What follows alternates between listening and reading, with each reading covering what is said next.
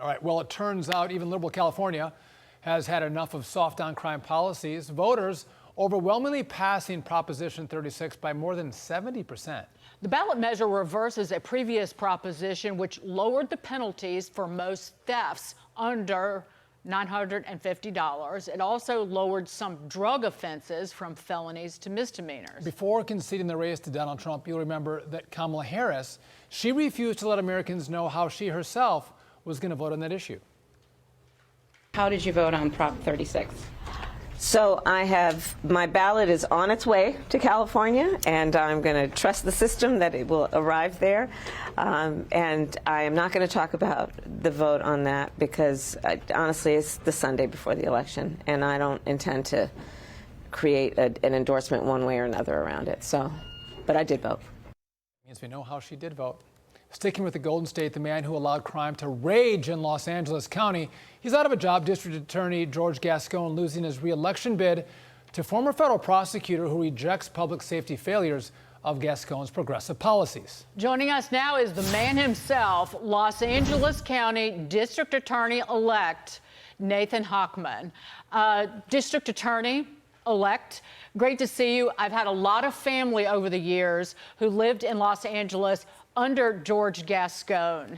And what do you do on day one to stop coddling criminals and stand up for not just victims, but the citizens of Los Angeles County? So unlike George Gascón, who actually never worked with his prosecutors, law enforcement, or victims, I actually got the endorsement of the 750 prosecutors, and I've actually listened and learned from them to figure out what is the best solutions on day one to dealing with these type of situations. And what they've informed me is that we have to reject the extreme policies that Gascón brought in. These are extreme pro-criminal policies, blanket policies, that say that we're not going to look at the facts and the law, but that there are certain crimes and certain criminals that he's just not prosecuting because of his political agenda. So I would eliminate those prohibitions, but I'm not going to go back to the days of mass incarceration. Also an extreme policy that didn't look at the facts of the law.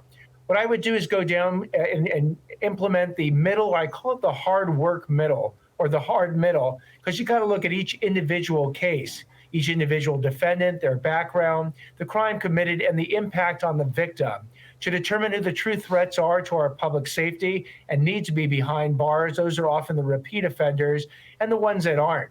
Your first-time nonviolent offender has to pay their debt back to society. They violate society's laws, but that's a situation where community service, restitution, pay it back. Or if you have a serious drug addiction, a diversion program that gives you a choice between prison and an 18-month rehab program, which if you pass, will wipe that crime off your record.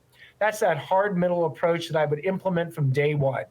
Nathan, I was a prosecutor for 10 years, myself a DA in a smaller Wisconsin county, and my constituents wanted me to be tough on crime, but also fair with people because everyone comes at this with different experiences in life and different records. But as you campaigned, was it running against George Gascón's record, or were you laying out a different vision in LA? And by the way, I couldn't be prouder as a fellow American that the voters there said, you know what, we're sick of this craziness. We want a little common sense in a new prosecutor. What did you run on? How did you do it? Well, you know what was fascinating is it turns out that safety is the crossover political issue in 2024. Even in this hyper-polarized environment in which we live, I've spoke to ultra-left liberals, independents, conservative Republicans. I spoke to Black, white, Latino, Asian audiences up and down this county, which is an enormous 4,000 square mile county, and they all are concerned about the safety for themselves and their families.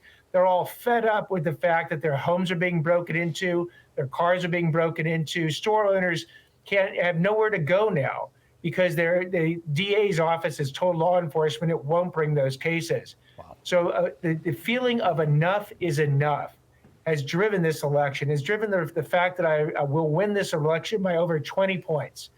And again, it's a feeling that I will harness on day one to not only take an esprit de corps back to the prosecutor's office, I'll transfer that over to the tens of thousands of law enforcement officers who've been demoralized. And I'll be the champion of victims groups once again. And I'm convinced that the LA County District Attorney's Office, which used to be the gold standard by which all other offices measured itself, can return to that standard. Nathan, before we go, just a quick reaction to Proposition 36 overwhelmingly passing in California.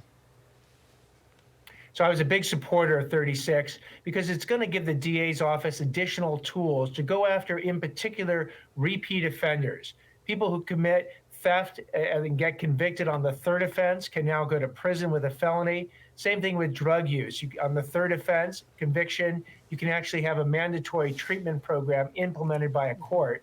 And it goes after those fentanyl poisoners by giving additional tools to the prosecutor's office to make it crystal clear that if you are someone who wants to poison the 18 to 35-year-olds, since it is the #1 killer of them, you will be dealt with harshly by the DA's office. Nathan Hochman, thank you for being with us. Congratulations on the victory. And thanks for telling us how you stood on Prop 36, because Kamala Harris would not. But good luck, best of luck making LA the gold standard again in the DA's office. Yes. Thank you very much.